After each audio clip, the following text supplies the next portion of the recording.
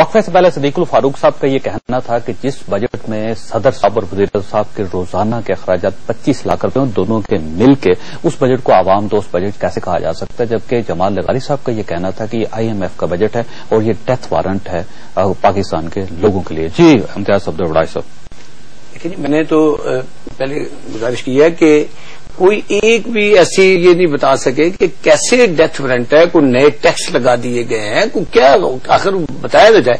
یہ پہلا فاروق صاحب تو انہوں نے کہا 25 لاکھ روپے آپ روزانہ. دیکھیں جہاں تک اخراجات کا صدر صاحب کے ذاتی کو کوئی نہیں بڑھے گئے، اوور آل پورے پریزیڈنٹ ہاؤس یا پرائم منسٹر ہاؤس کا ہے. ابھی جمال لغاری صاحب کل میں ان کا ایک پروگرام دیکھ رہا تھا، یہ پنجاب کے 3 جو ہے چیف منسٹر کے بتا رہے تھے اور پتہ نہیں کتنے ہزار ملازمین جو ہے اس وقت بتا رہے تھے 1766 کتنا بتا رہے تھے 1766 ملازمین اس وقت رائیونٹ کا جو ان کا 25,000 کنال کے اوپر جو محیط ان کا جو عالی شان جو پیلس ہے یا مینشن کہہ لیں اور 190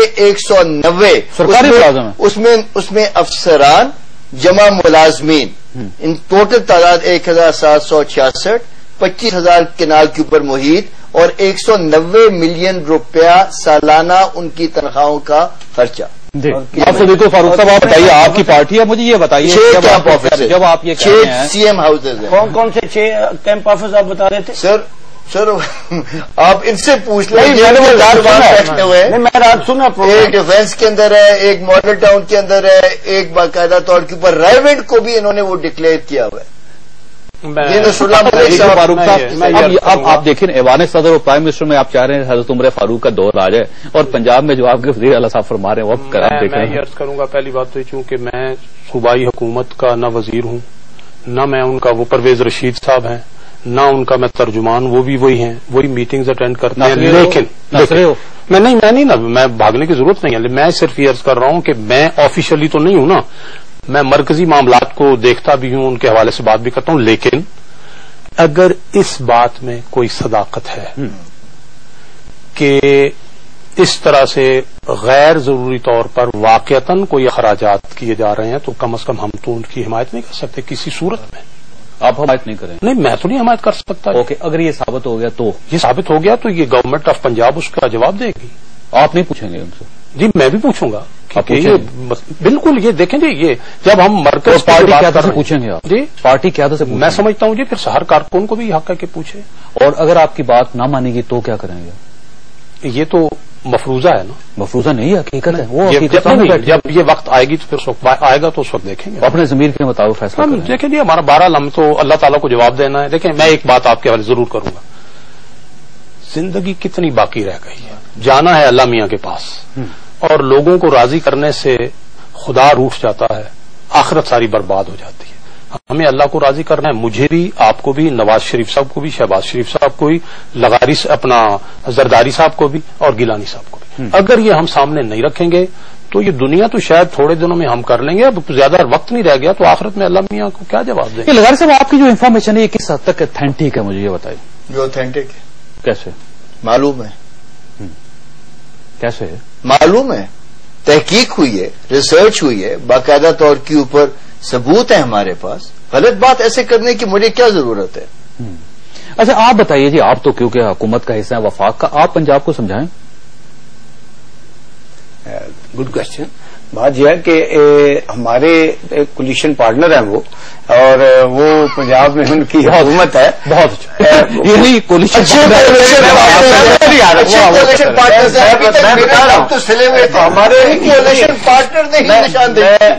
اسی طرف آ رہا ہوں. آپ بالکل آپ نے ٹھیک کہا، it is a good question. بات یہ ہے کہ ہمارے جو تعلقات کبھی بہت اچھے ہو جاتے ہیں، کبھی خراب ہو جاتے ہیں. ہم تو پہلے ہی بہت ساری غلط فہمیاں جو ہیں ان کو ختم کرنے کی کوشش کرتے ہیں، اور وہ کہتے ہیں جی ہمارے صوبائی معاملات میں آپ مداخلت کر رہے ہیں. تو اس لیے ہمارا بیسیکلی کیونکہ گورنمنٹ ان کی ہے تو انہوں نے عوام کو جواب دیں. وہ بھی جیسے کہ ہمارے بھائی نے بھی کہا کہ جی عوام کو وہ جواب دیں. اور یہ بڑی جمال لغاری صاحب نے جو کی ہے بات بڑی سیریس ایلیگیشنز ہیں. میں سمجھتا ہوں یہ بہت کم ہے.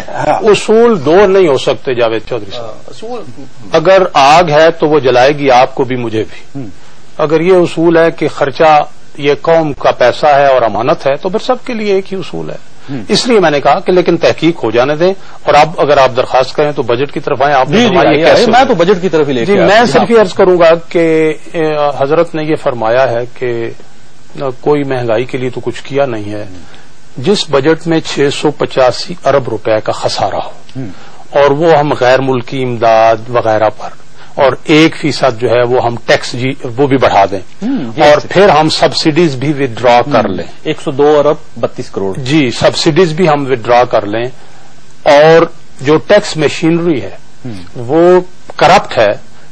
95 سے جی ایس ٹی لگا ہوا ہے اور وہ کبھی ٹارگٹ اس نے پورا نہیں کیا, اور معاملات جو ہیں اب نوٹ چھاپ کر یا قرضے لے کر اور یہ جو 685 اور یہ کشکول اٹھا لیا جائے, اور کریڈیبلٹی اس حکومت کی یہ ہو کہ کوئی اعتماد کرنے کے لیے تیار نہیں ہے. جو وزیر خزانہ صاحب ہیں انہوں نے پی ٹی سی ایل اور پاکستان اسٹیل کی پرائیویٹائزیشن کی, اور آپ کو پتا ہے سپریم کورٹ نے وہ پرائیویٹائزیشن پاکستان اسٹیل کی جو ہے وہ کینسل کر دی, اور پی ٹی سی ایل کے ابھی تک پیسے واپس نہیں آ رہے. آئی ایم ایف اور ورلڈ بینک کے یہ آدمی ہیں, ان کا فیوچر بھی انہی کے ساتھ ہے. تو اس کریڈیبلٹی کے ساتھ اور اس وابستگی کے ساتھ بین الاقوامی اداروں کے ساتھ, خواہ وہ اس سے پہلے کے وزیر خزانہ اور وزیر اعظم ہوں یا اور لوگ ہوں, تو یہ پاکستان اس کا مطلب بیڈ چوائس تھی. آپ کا خیال یہ ہے کہ حفیظ شیخ صاحب کو وزیر خزانہ نہیں بننا چاہیے تھا؟ میں سمجھتا ہوں کہ یہ اور ان کی پوری ساری ٹیم جو ہے, جو بھی ان کی 2 سال کی جو کارکردگی ہے وہ تو اس ملک میں اس نے, یعنی ابھی یہ کہتے ہیں کہ جی ڈی پی جو ہے وہ 4% رہی ہے. بجلی آپ کے ہاں نہیں ہے, لا اینڈ آرڈر ایسا ہے کہ باہر سے آ نہیں رہے انویسٹمنٹ, ٹھیک ہے, بے روزگاری بڑھ رہی ہے, آپ کا ٹریڈ ڈیفیسٹ تجارتی خسارہ بڑھ رہا ہے, اور آپ کہتے ہیں جی ڈی پی 4% ہے. یعنی فگر بجٹ ہونا کیسا چاہیے تھا جی, جو میرا سوال ہے آپ سے. جی بجٹ یہی ہونا چاہیے کہ پہلے تو یہ ہے کہ آپ ان روزگار دینے کی اسکیمیں ہوں, آپ ہاؤسنگ سیکٹر پہ زیادہ سے زیادہ خرچ کریں, کیونکہ 185 صنعتیں ہاؤسنگ سیکٹر سے وابستہ ہیں. وزیر اعظم نے اپنے 100 دن کے پروگرام میں کہا تھا کہ ہم 10 لاکھ مکان ہر سال بنائیں گے. اگر منیمم 4 سے 5 آدمی ایک مکان بنانے پہ اگر لگیں تو اس طرح سے آپ یوں سمجھیے, اور 6 مہینے میں مکان تیار ہو تو 25 لاکھ آدمیوں کو روزگار ملتا اور 185 صنعتوں کا پہیہ چلتا, حکومت کو ٹیکسوں کی مد میں آتا.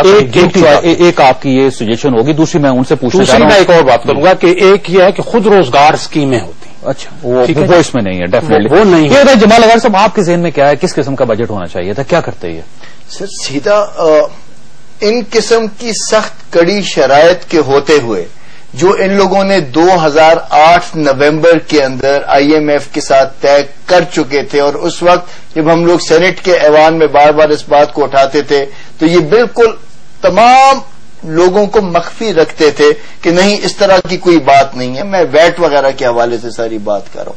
اب انہوں نے وہ بھی, میں سمجھتا ہوں کہ ان کو اسحاق ڈار صاحب کو اپنا محسن سمجھنا چاہیے.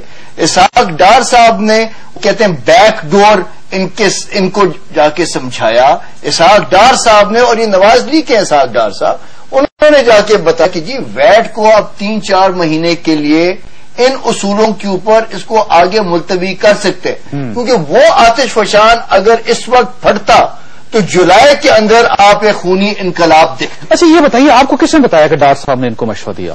یہ دوسرا سوال ہے جو آپ نے اخبارات بھرے ہوئے, بڑے جاسوس رکھے ہوئے ہیں, اخبارات بھرے ہوئے, اخبارات بھرے ہوئے. اسحاق ڈار صاحب سے پوچھیں, اسحاق ڈار نے کہا کہ میں نے ایک اپنا قومی فریضہ پورا کیا. اسحاق ڈار نے مجھے, لیکن میں یہ عرض کروں گا ویٹ کو 4 مہینے ایکسٹینڈ کرنے سے کیا ہو جائے گا جی؟ یہی تو بات یہ ہے کہ ویلیو ایڈڈ ٹیکس. امتیاز صاحب کو شامل, امتیاز صاحب سے سوال امتیاز صاحب یہ کیا مسئلہ ہے جی کہ آپ کو کبھی اسحاق ڈار صاحب بتا رہے ہیں, پاکستان مسلم لیگ نون کے جو رہنما ہے وہ آپ کو سمجھا رہے ہیں کہ آپ نے بجٹ کیسے بنانا ہے. جب آپ کے پاس وزیر خزانہ نہیں ہوتا تو آپ مسلم لیگ کاف کا ایک بندہ لے لیتے ہیں, حفیظ شیخ صاحب کو وزیر خزانہ. آپ کے پاس کیوں نہیں ہے مشیر؟